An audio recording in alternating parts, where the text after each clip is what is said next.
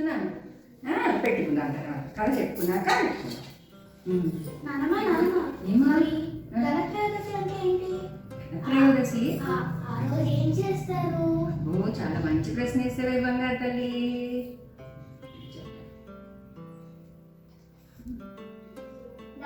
అంటే డబ్బులా? కాదు నాన్న, చెప్తా. ధనత్రయోదశి అంటే ఏంటంటే మీకు ఒకసారి కథ చెప్పాను, అందరికీ గుర్తుందా? కథ ఎంత చక్కగా ఎంత బాగుంటుందో. మీకు విష్ణుమూర్తి తాంబేలాగా అయిపోతాడు. తాబేలు అంటే మీ అందరికీ తెలుసా? టాటా ఏస్, ఇంగ్లీష్లో టాటా ఏస్ అంటారు. తాబేలు రూపంలో వచ్చి అందరి ప్రార్థనలు అందరినీ అడుగుతాడనమాట. ఏంటి మాకు ఇవి లేవు, అవి లేవు, ఇవి లేవు. దేవతలందరూ విష్ణుమూర్తిని ప్రార్థిస్తే విష్ణుమూర్తి అయితే పాల సముద్రాన్ని ఇలా చిలకండి. చిలకడం అంటే తెలుసా? మనం చక్కగా వెన్న తీస్తాం కదా గవ్వం పెట్టి. మీ కృష్ణుడి దగ్గర వాళ్ళ అమ్మ వెన్న తీస్తుంటే కృష్ణుడు వెన్న తీసిపోతే మీ అందరికీ చెప్పాను కదా. అలాంటిది అదే ఇప్పుడు ధనత్రయోదశి రోజున అంతకు ముందు నుంచి ఎన్నో సంవత్సరాల నుంచి పాల సముద్రంలో విష్ణుమూర్తి తాబేలు రూపంలో ఉంటాడు. దాని మీద మందరగిరి అనే పర్వతం ఉంటుంది. ఆ పర్వతం ఎంత పెద్దది అంటే మన దేశం అంత పెద్దది. అట్లాగే ఆ మందరగిరి పర్వతాన్ని వీపు మీద మోసుకుంటూ కూర్చుంటాడు విష్ణుమూర్తి. దానికి వాసుకి అనే పాముని చుడతారు.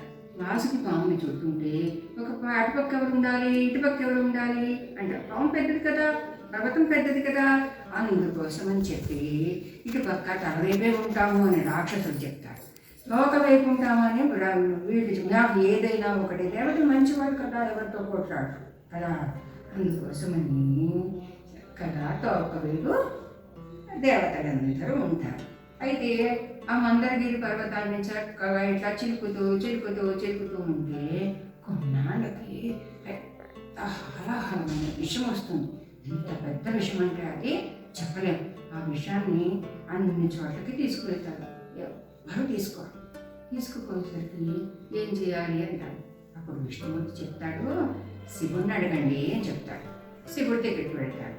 శివుడు అంబాలారి వైపు, అంబాలారి అంటే అందరికీ ఇష్టం కదా, అంబాలారి అంటారు మీరందరూ కూడా పార్వతీదేవిని. సో అందుకోసమని పార్వతీదేవి అంటుంది అంటే కొర తాగేస్తారు. తాగేసిన తర్వాత ఇక్కడే పెట్టుకుంటాడు కంఠంలో. ఎందుకంటే కిందన లోకాలు ఉంటాయి బజ్జులో శివుడికి, పైన ఇంకా చాలా లోకాలు ఉంటాయి. ఇన్ని పోతాయి, అవి పోతాయేమో, ఇవి పోతాయేమో అని శివుడు చక్కగా ఇలా హాలాహాలానే ఇక్కడ.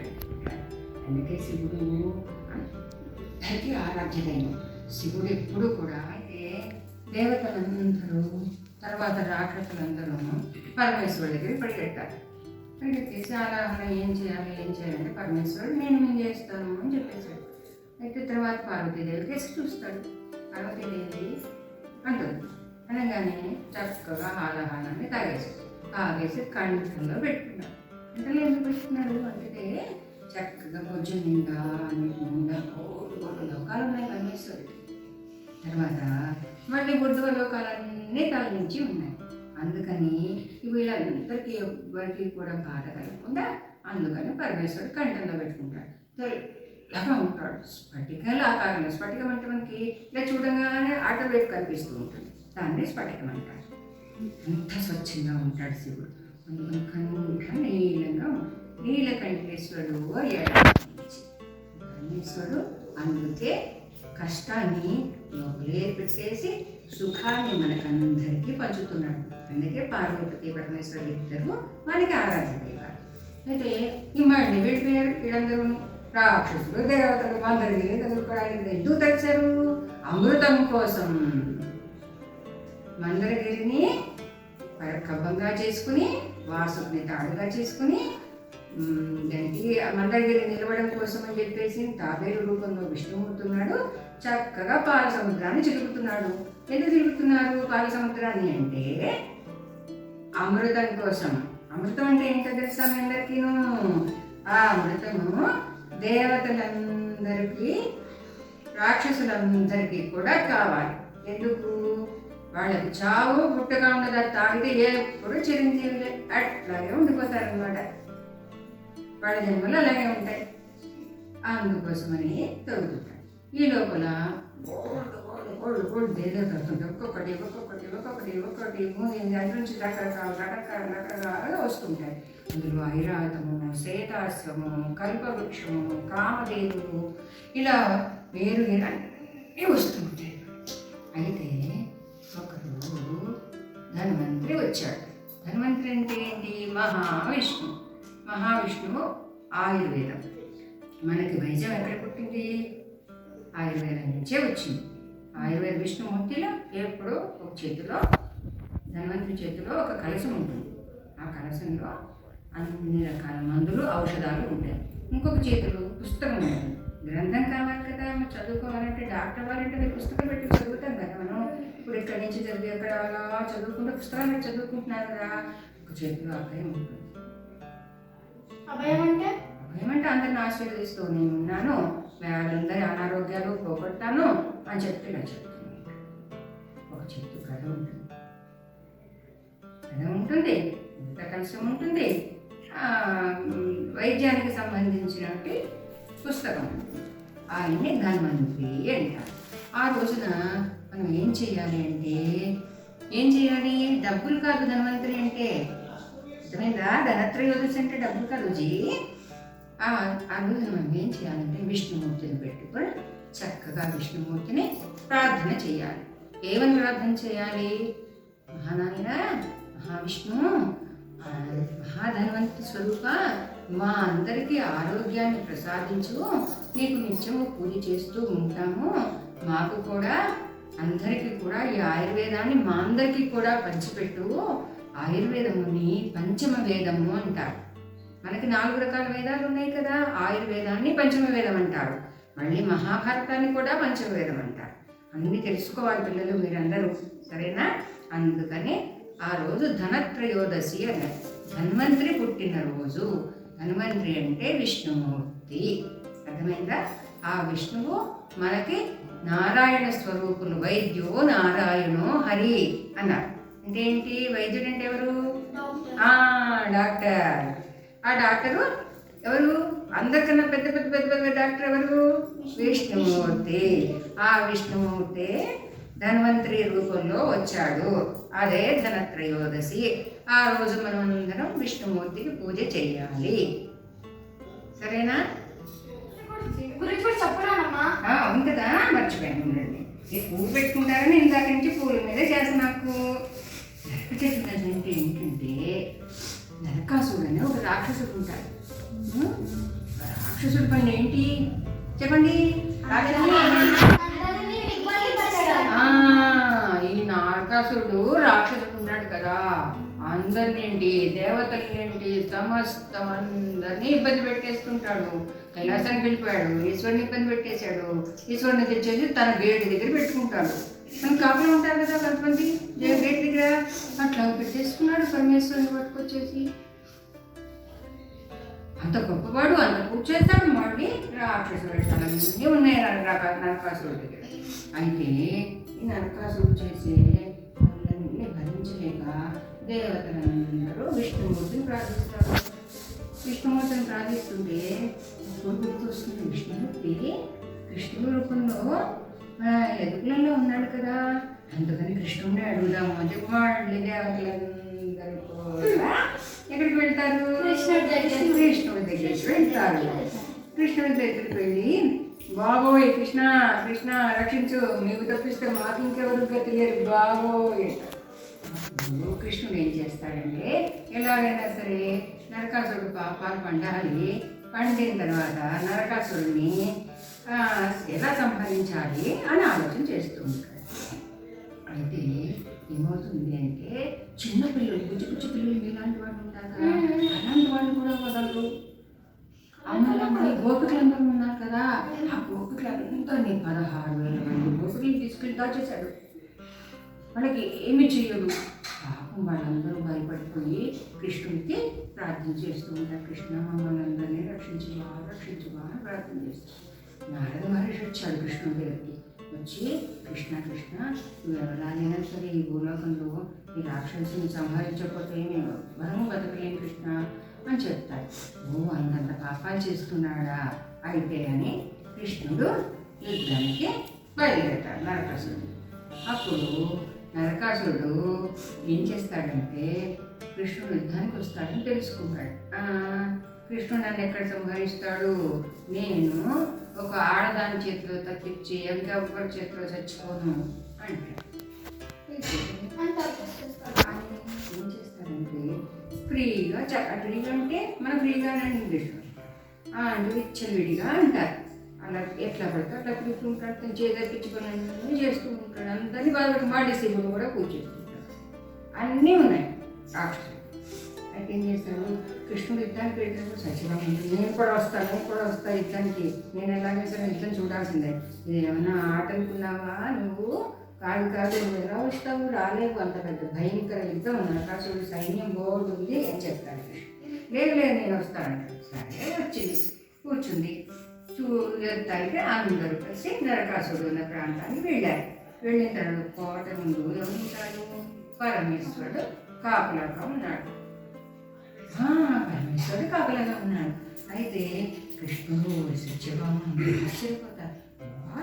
ఇదేంటి పరమేశ్వరుడు మొత్తం లోకాలన్నింటినీ సృష్టించేవాడు, ఆ పరమేశ్వరుని తీసుకొచ్చి కాపలా పెట్టుకున్నాడు. అమ్మాయి వీడు రాక్షసుడా లేదంటే ఇంకేమన్నా పేరు పెట్టాలా అనుకుంటాడు కృష్ణమూర్తికి. ఒకసారి ఆశ్చర్యం వేస్తుంది. సరే మీరు దాన్ని పిలుస్తాడు, శంఖ ఊతాడు. కృష్ణుడు శంఖ నిజమేనా, శంఖాన్ని చక్కగా ఊపితే మొత్తం లోకాలన్నింటికి వినిపిస్తుంది. దుర్గ ఆడిపోతారు అందరూ. అమ్మో ఏమైపోతుందో అనిస్తాడు. సరే కృష్ణుడు ఏం చేస్తాడు, పట పట పట పట అందరినీ చక్కగా బబ్బోదమ్మా చక్కగా బయట వెళ్ళిపోతామా అని అందరినీ చాలా పడేస్తాడు. నరకాసుడు వచ్చాడు, యుద్ధం చేయడం మొదలుపెట్టాడు. అన్ని రకాలు యుద్ధం చేస్తుంటాడు. కృష్ణుడు ఒకసారి బాణం వేసుకొడితే కృష్ణుడు ఇలా బబ్బుని పోతాడు, మోచిపోతాడు. పుచ్చిపోవడం అంటే ఏంటి, స్పృహ తప్పిపోవడం కదా, వెళ్ళిపోతుంది. చాలా కోపం వచ్చింది. కృష్ణుడు భార్య 8 మంది అష్టమహిషులు ఉంటారు. అష్టమహిషుల్లో సత్యభామ ఒకటి. అయితే సత్యభామ ఏం చేస్తుంది, అమ్మ నాలుగు కృష్ణుడు లోకాలకు నాలుగు కృష్ణుని ఇలా చేస్తాడా అని చెప్పేసి బాణం తీసుకొని ఒక్కటి బాణం వేసి కొడుతుంది. సత్యదేవి అంటే ఎవరో తెలుసా, చక్కగా ఎప్పుడు సత్యాన్నే పలుకుతుంటుంది. కృష్ణుడు ఎప్పుడు కూడా సత్యప్రియుడు, అందుకే సత్యభామ విధేయుడు అని చెప్తారు. అంటే కృష్ణుడు కానీ ఏ దేవతైనా సరే ఎవరైనా సరే ధర్మానికి ఎట్లా బతుకుతారో అట్లాగే సత్యాన్ని ఎవరైతే మాట్లాడుతుంటారో అక్కడ లక్ష్మీదేవి విష్ణుమూర్తి అందరూ దానం చేస్తూ ఉంటారు ఆ ఇళ్లలో కూడా. అర్థమైనా ఎప్పుడు నిజమనే పలకాలి. అది సత్యభామ అంటే. సత్యభామ అంటుంది, నేను ఎప్పుడు సత్యమూర్తిని అయితే కృష్ణుడు ఎప్పుడు కూడా నా పక్షాన్ని సత్యం పక్షాన్ని ఉన్నట్లయితే నరకాసురుడికి ఈ బాణం తగిలి మరణించుగాక అంటారు. అప్పుడు బాణం వేస్తారు. వేయంగానే నరకాసురుడు పడిపోతాడు. పడిపోయిన తర్వాత అప్పుడు గుర్తొస్తుంది, పూర్వజన్మలో నరకాసురుడు కృష్ణుడికి విష్ణుమూర్తికి భూదేవికి పుట్టిన కొడుకు. అందుకే అటు పూజా పురస్కారం దైవం అన్నీ ఉన్నాయి, ఇటు రాక్షసత్వము ఉంది. పుట్టుకునే రాక్షసుగా పుట్టాడు అన్నమాట. రాక్షస స్వభావాలన్నీ వచ్చాయి. నరకాసురుడు అందరినీ, అందుకే పేరే నరకాసురుడు పేరు. అందరినీ నరక బాధలు పెట్టేవాడు కాబట్టి నరకాసురుడు అయ్యాడు. ఈ నరకాసురుడిని చచ్చిపోయిన తర్వాత ఆ రోజు చతుర్దశి అయింది. ఎప్పుడు నరక అంటే మనందరినీ కూడా, దేవతల్ని కూడా, ప్రపంచంలో ఉన్న మనుషులను కూడా అందరినీ బాధలు పెట్టేవాడే. ఎప్పుడు మంచిగా చూడలేదు ఎవరిని. అప్పుడు ఆ రాక్షసుడు ఏం చేస్తాడు తెలుసా, తల్లిదండ్రుల్ని, తన సొంత భార్యని, పుత్రుడిని కూడా బాధలు పెట్టాడు. అందుకోసమే ఆ నరకాసురుడి కోసమే చంపడం కోసమే సత్యభామని కృష్ణుడు దక్కిసిపోయాడు. చేసిన తర్వాత అప్పుడు ప్రాణం పోతున్న సమయంలో సత్యభామ భూదేవిగా కనపడుతుంది నరకాసురుడికి. అయ్యో నా తల్లి నన్ను చంపావేంటి అని ఏడుస్తాడు అమ్మ పాదాల మీద. ఏడుస్తుంటే సత్యభామకి అర్థం కాలేదు. అప్పుడు విష్ణుమూర్తి చెప్తాడు, నీ పుత్రుడు పూర్వజన్మలు నీకు నాకు జన్మించిన పుత్రుడు అని చెప్తాడు. అంటే నరకాసుడు వచ్చి మరణం లేకుండా వరం కోరుకున్నాడు. మరణం లేకుండా వరం సంభవించదు, మరణం నీకు ఎప్పుడు కావాలంటే అప్పుడు లభిస్తుంది అని చెప్తాడు.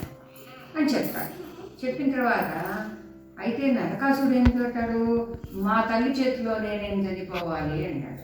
అంటే నరకాసుడు యొక్క బుద్ధి ఎట్లాంటిది, అమ్మలు ఎవరు కూడా పిల్లల్ని చంపారు కదా కదా పిల్లలు ఎంత అల్లరి చేసినా పాపం ముట్టించి తప్పు అని చెప్పేసి ఒకసారి కోప్పడేసి ఊరుకుంటారు కదా. అట్లాగే భూదేవి కూడా పాపం చాలాసార్లు చెప్పింది.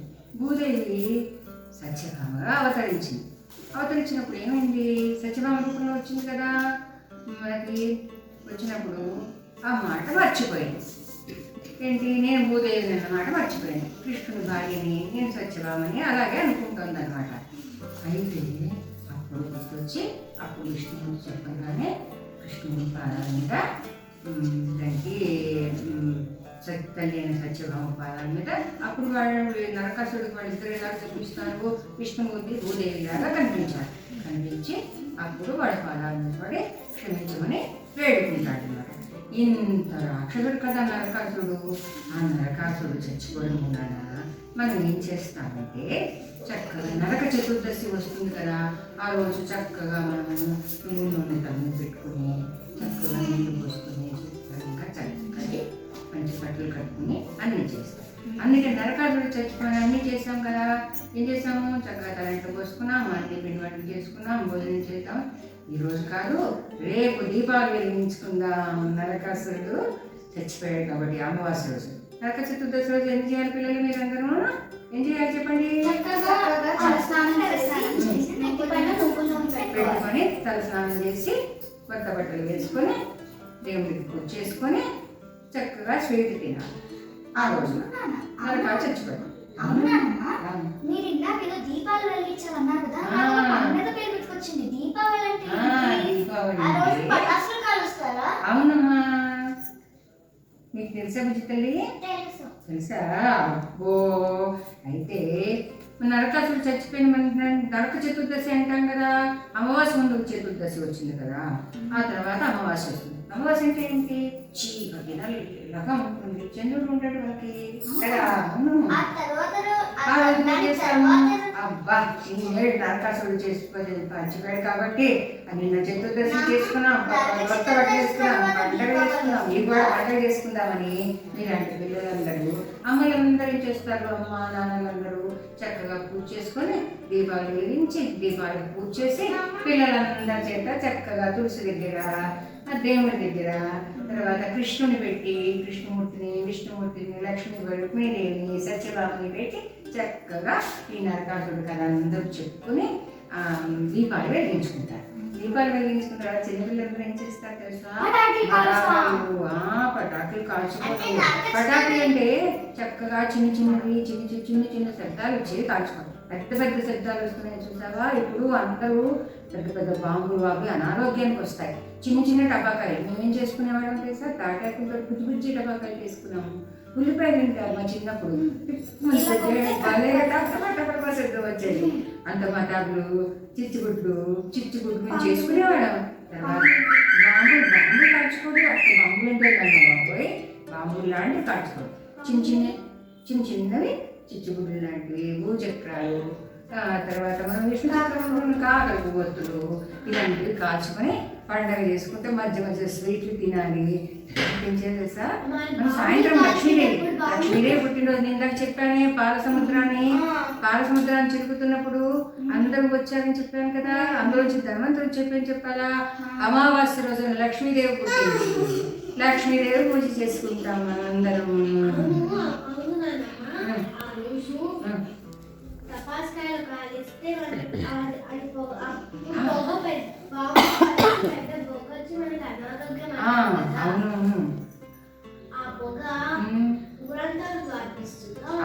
అందరికీ వ్యాపిస్తుందమ్మా. చుట్టుపక్కల ఈ పొగ ఇలా గాలిలో వెళ్తుందా, ఆ గాలిలో గాలిలో ఎంత తిరుగుతుంది. కొంతమంది ఇప్పుడు మన ఈ ఏరియాలో మన గాలి ఎంత పలుస్తుందా, ఇంకోటి కలుస్తారు కదా ఆ ఏరియాలో. అది దీపావళి రోజున లక్ష్మీదేవి అమ్మ నాన్నలు అందరూ జైలు పూజ చేసుకొని, రోజు పూజ లక్ష్మీదేవి పూజ చేసుకొని చక్కగా స్వీట్లు పెట్టి చేతికి దీపాలు ఇస్తే దీపాలు అందరూ పెట్టుకున్నాక చక్కగా అన్నిటి మీద అలంకరించుకుంటాం కదా, ఇల్లంతా దీపాలతోటి అలంకరించుకున్నాక అప్పుడు మీ అందరి చేతికి పెద్దవాళ్ళందరూ ఉండి మీ చేతగా చిన్న చిన్న మతాలు, చిచ్చుబుడ్లు, శంఖాలు, చక్రాలు, చిన్న టపాకాయలు, పెద్ద పెద్ద బాంబులు కాచుకోకూడదు నాన్న, అనారోగ్యాలు వస్తాయి సరేనా. చక్కగా అందరూ కూడా ఇలాగా దీపావళి చేసుకోవాలి. బాగుందా కదా. మరి ఇప్పుడు మనం అందరం ఏం చేద్దాం? వావ్ మామ్ ఛానల్కి దీపావళి శుభాకాంక్షలు చెప్దాం. చెప్పండి. దీపావళి శుభాకాంక్షలు. ధన్యవాదాలు. జై శ్రీరామ్. జై శ్రీరామ్. జై శ్రీకృష్ణ భగవాన్ కి జై శ్రీకృష్ణ భగవాన్ కి జై అండి. జై. అయితే ఇప్పుడు మనం వెళ్దామా? దొండకాయ కాస్తున్నామా? దాంట్లో చిచ్చుబుట్టు కాస్తున్నామా? పడే పడే.